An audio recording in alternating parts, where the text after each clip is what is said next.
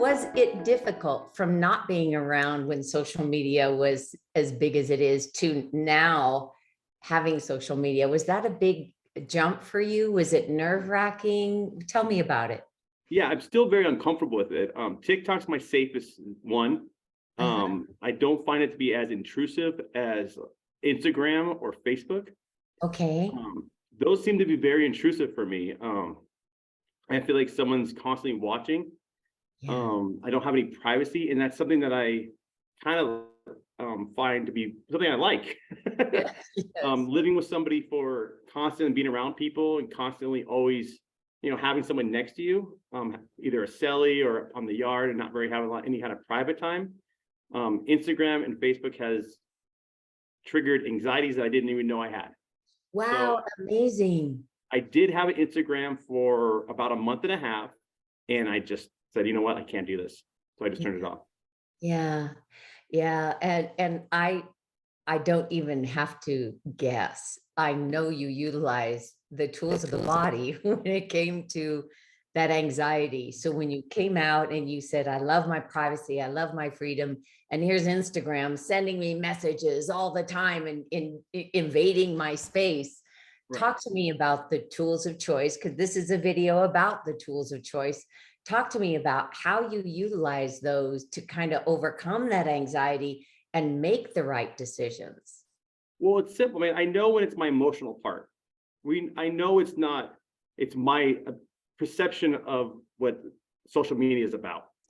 So knowing that it's my emotional part that's triggered, that I can, belly breathe, do a 5-second light switch, do an old habit, old habit, new action, and use my smart part of my brain to say, look, this is from being incarcerated.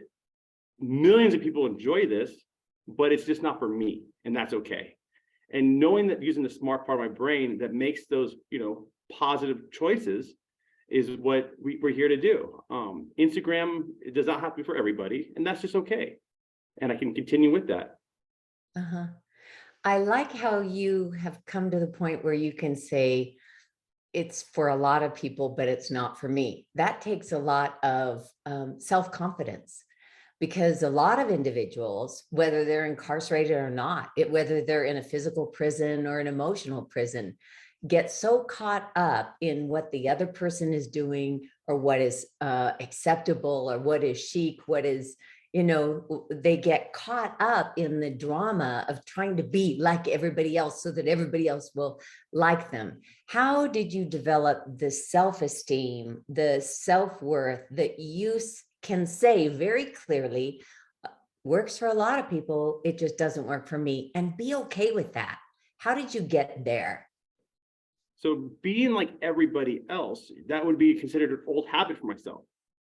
So I have to, kind of just stray away from what everyone else does, especially in, my past. So knowing my old habit, understanding that it triggers emotion, and then be able to realize that, okay, I need to make more smart decisions, use my smart part of my brain, is what I needed to do. And having that confidence only comes from the 12 tools of GOGI. Coming from being positive thoughts, positive words, positive actions, and the rest of the tools. That's my ultimate freedom, is being okay with myself. I've written many things about, finding my journey through education, coming to understanding of who I am. And through that journey, which led me to GOGI, is what made me comfortable going, this is not for me, but this is okay for me. And that's where I found the self-worth, is to simply say, this is who I am, and I'm okay with that. Well, who was Coach Gabe before you were Coach Gabe? In fact, before you were a CDCR number, who was that young man who, like you said, you were doing things for the wrong reasons? Who were you? And could the tools of the body have helped that young man make better decisions? Oh, 100%. I was always a nice guy, a good person, I would say. I would never say I was a bad person, but I wasn't comfortable on being who I am. So very simple, I enjoy being a nerd, and it's in a good way. I love school, but I didn't recognize that as being something that's cool when you're younger. Right now I'm sitting in San Francisco State in one of their conference rooms because I was in class. I live on this campus and do other things like that, but that's really what I'm trying to get to, is being comfortable of not doing things that other people would find cool. I don't hang out at social spots that much. I'm not a bar guy. I don't really party. And those are things when you're younger, you want to be accepted. So you're doing things that you might be a little uncomfortable at first, but you get used to it, or you get numb to that. And then you keep doing things that you might have not done if you're more comfortable with who you are. Interesting. Okay, so tonight we're talking about the tools of the body and that boss of my brain, belly breathing, and 5-second light switch. Let's talk a little bit about boss of my brain. If you were asked to leave this conference room and go back to San Francisco State and tell the classroom, what is boss of my brain? How would you describe that GOGI life tool? Boss brain for me is using that tool to give myself the warning when a physical sensation is being triggered. And so Okay. what I mean by that is our body warns us on when we're having an emotional response. So if I get hot under the collar, if I feel my blood's boiling, if I start to sweat my palms, I get nervous, my body's telling me something. So when I recognize and have those things, I can say, oh, I'm feeling something. Now I can either let my emotional part take over and let that trigger be anger or sadness or anxiety and shut down, or I can use belly breathing or 5-second light switch to stop, control myself, and use a smart part of my brain. And that's how I explain it. It's the kind of a pre-warning on the physical sensations to your body telling you, hey, something's wrong. Interesting, because it is a thought tool. It really is about cognition. But for you, it works better if it's a physiological warning. So boss of my brain for you is a physiological sensation that allows you to place that thought in the right part of your brain. 3 parts of the brain that matter: smart part, emotional part, and old habit part. What I hear you saying is you get a physiological response, and then you can place that thought where you want it to be placed. Is that right? 100%. Yes. Interesting. Because that's not how the tool was first created, was totally related to thought. But to be most effective for you, you utilize it as a physiological warning. And I think that's the beauty. You made that tool your own. That's your version of boss my brain. It's absolutely perfect. And I have a feeling it would be perfect for many people who rely on that physiological response as a cue, correct? Oh, for sure. Yes. I believe that's a warning sign. I mean, our body does talk to us in a physiological way. Like I said, how many times can you say I've been, hot under the collar? We have terminology for those sensations. So a lot of those sensations are simply warning signs that something's not right. Interesting, beautiful. I really love that. What I love about the tools so much is because they are what they are. They have the keywords that they have. We have the weeks that we study them, but each individual is able to morph them into the tool that works best for them. It's like a mechanic in a car. They line their tools up a certain way. They do things a certain way, and mechanics can evolve with their tools. And that's just kudos to you for evolving that tool in a manner that works perfectly for you.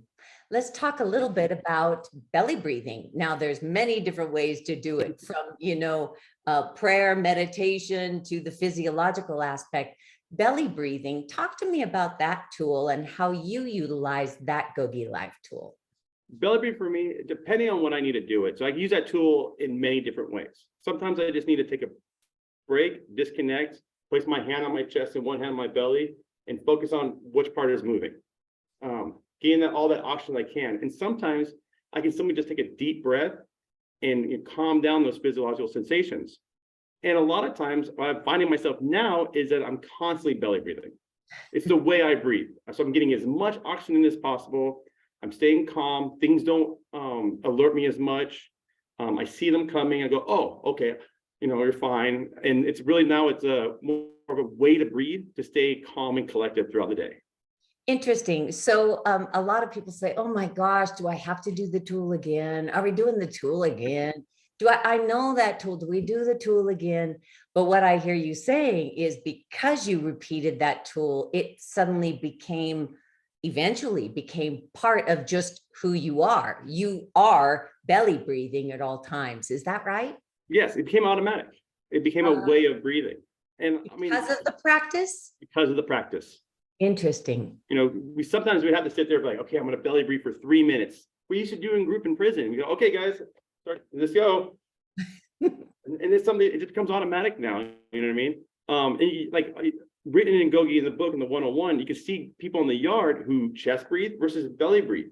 And you can see people in society the same way. People run around in the rat race of society who are huffing and puffing, mad because the bus is on time, mad because their Uber's late or the pizza's late, or people that are calm and collective and accepting and enjoying their life in society.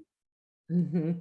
So for you, it's now just who you are. You have incorporated that tool into who Coach Gabe is now. Is these tools live and reside in you? Yes, very much so. So you're not having to say, not very often, oh my gosh, I have to be the boss of my brain. Oh my gosh, I got to belly breathe.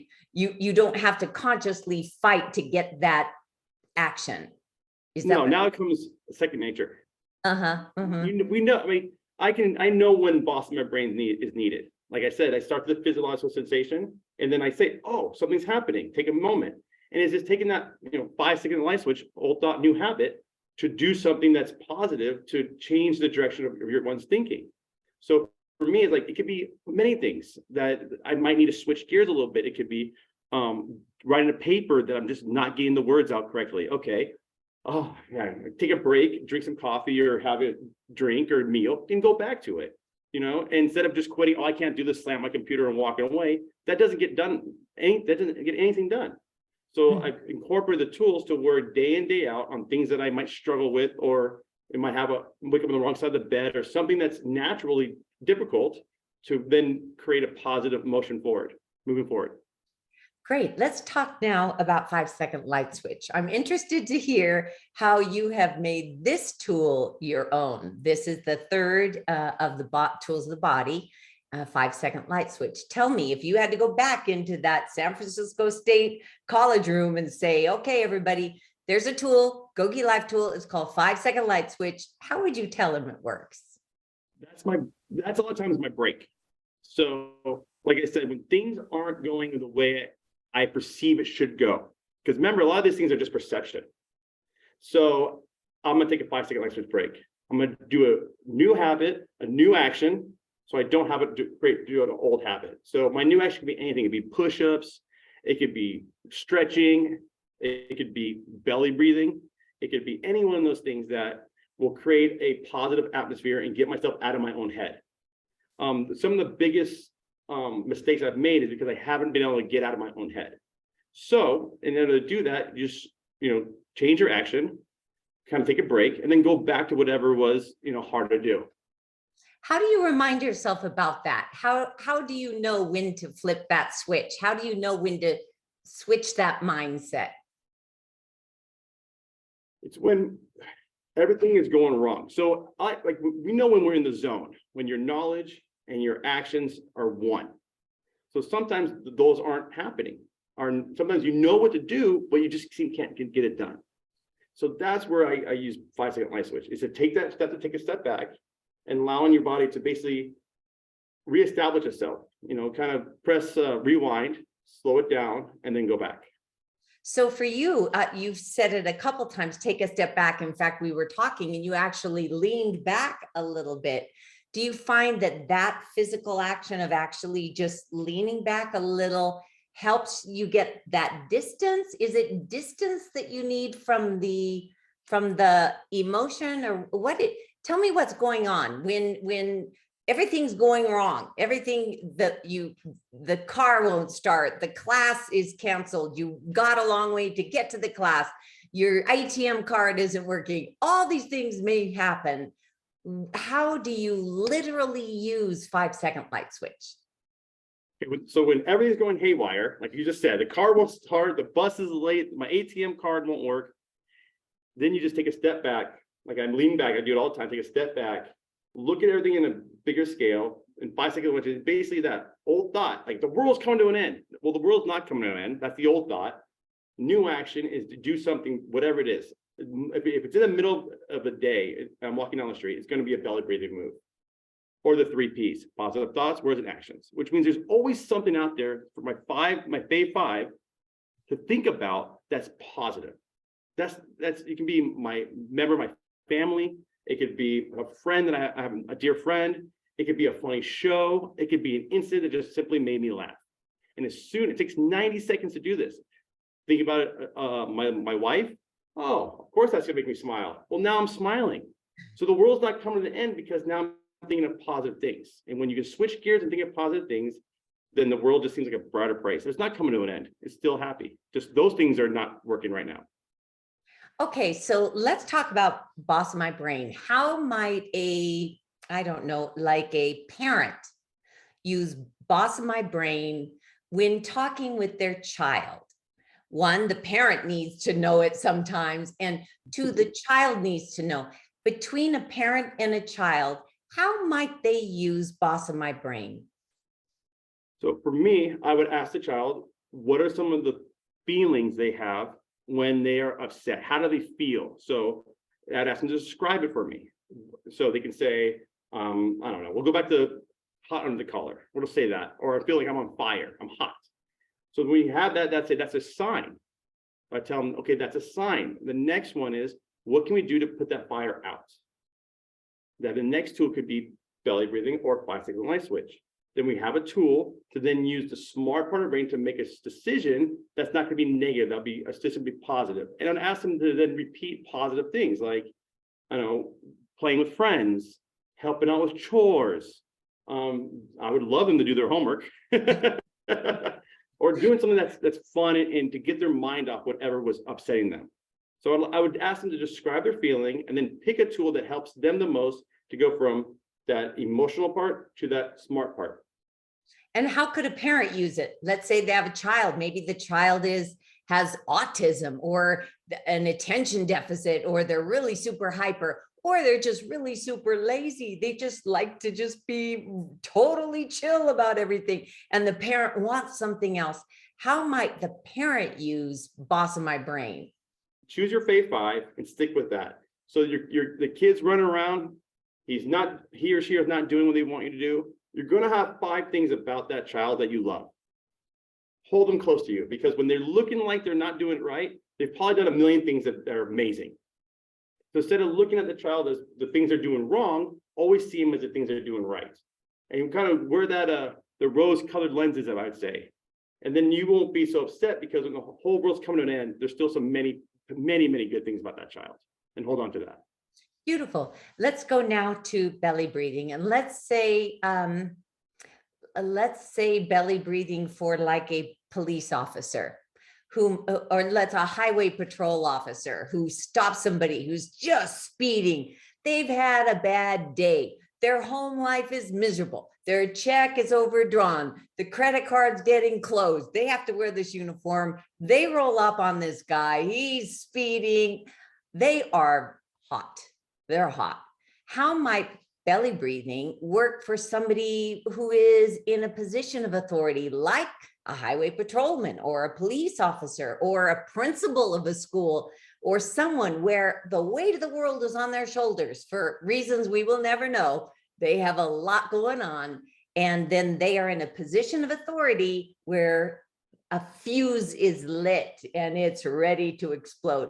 How might someone like that utilize belly breathing to make certain they do exactly what is needed to keep peace and restore harmony? Good question. So they're gonna have to loosen up the tool belt, loosen up the vest a little bit, get some room for that air, because a lot of times they put clothes on that are restricting to get all that air they needed. So, have a little bit of room in there to breathe. And I would go with my fave five, kind of give you that moment check to, of course, things are going wrong, but so you need to see something positive out of the flames of the fire. And then take a second, think about, maybe their family, maybe they do like their job, but right now it's not going well. Think about the good things, what brought them to that job, and then take a second to enjoy it and just breathe it in. Make sure that belly's moving, breathe it in, and you have the oxygen do its job. Once we get a lot of oxygen in our brain, it's going to do its job of calming us down, allow us to think right, allow us to see the situation and not go off our emotions because we're short of breath and not getting the oxygen we need. You know, you bring up a good point about somebody in a position of authority where they might even be wearing a bulletproof vest. And Mhm. those things are constricting and they are tight. I wonder, I hadn't thought about that. I wonder if that constriction is actually keeping them from being as peaceful as they would normally be or would want to be. You know, because if somebody's got a tight hold on you, your thought, your brain, your oxygen flow is going to be interrupted and not as optimal as somebody who can just take that deep breath. Do you think that it's quite possible that loosening up a belt or having the vest just a little bit looser might be to somebody's advantage in that case? Oh, for sure. Think about when we come home from work. We take our boots off, our shoes, we take our jacket off, we untie that tie. Why? Because it releases all that negative work energy, that stress. What do you do when you get home? You get comfortable. So if you're comfortable and you're feeling good, that's because you took all that work gear off and was able to kind of just loosen up. I think that a lot of times if we're constricted, especially in physical shackles, you're in a fight or flight mode. So I can only take that information and say, hey, if I was stressed in a tight tie, my breathing would be harder. I'd be more stressed out, and I'd probably feel some type of fight or flight mode constantly. So I think that would restrict to how I thought positively, and I would be, more consumed with the negativity of the world. Interesting. Okay, so 5-second light switch. Let's say you go back into class and the teacher's gone and they say you're going to be teaching the class. How might a teacher utilize 5-second light switch? Because the teacher has 35, sometimes 60, sometimes 100 people in the same room, and they need to give that information. And students aren't always the most attentive. Some of them are TikToking and making videos and, but here is a teacher who spent their life in learning how to disseminate information and inspire thought. And the room is just filled with people who are, hey, did you hear about this? Did you hear about that? Let's just selfie. No. People walking out. How might a teacher use 5-second light switch? First, I would go with the keywords: old thought, new habit. It kind of just open up that conversation. But also the 5-second light switch is also what we love in GOGI is our fave 5. Find 5 things that just make you smile and talk about how that connection brightens up our day. And we'd have this big conversation of, like, if you thought of whatever it is, it could be baseball, it could be your family, it could be a favorite sports drink or energy drink or whatever it is, and discuss how that makes you feel when you think about it. Then put it into a scenario of having the bus being late, or I'm going to assign 3 more pages of homework because no one's paying attention. And then discuss the connection of something positive that you hold dear to you, and how that can then replace that negative thoughts of the feeling of stress or overwhelming, or you're just not getting your way. I'm a firm believer that being upset or frustrated or anxiety is a sign of something that's not going the way you won't perceive it should go.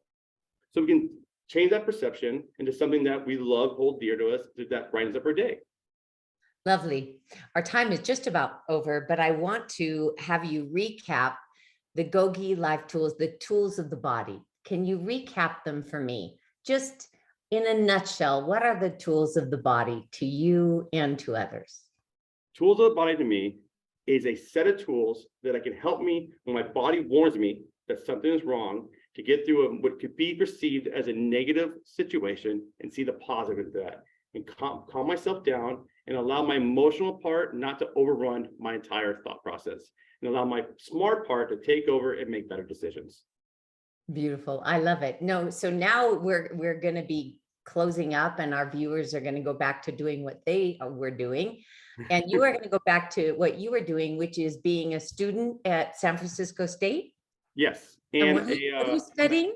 I'm studying philosophy. That's my major. And I'm also a health and wellness instructor at Larkin Youth Services. Oh, that's beautiful. We're working with the youth. Yes, I'm working with unhoused youth that are from 18 to 24, and just trying to make them help them be a safety net for them, because they're unhoused. They need a lot of help. They need to find jobs, to get housing, and it just feel better. Oh, I think that's wonderful. Well, there's nobody better to do it because you have your GOGI life tools. I'm sure you're sharing it, not Yes, only I by am. example, but by words. I bet you anything you are. I write it everywhere.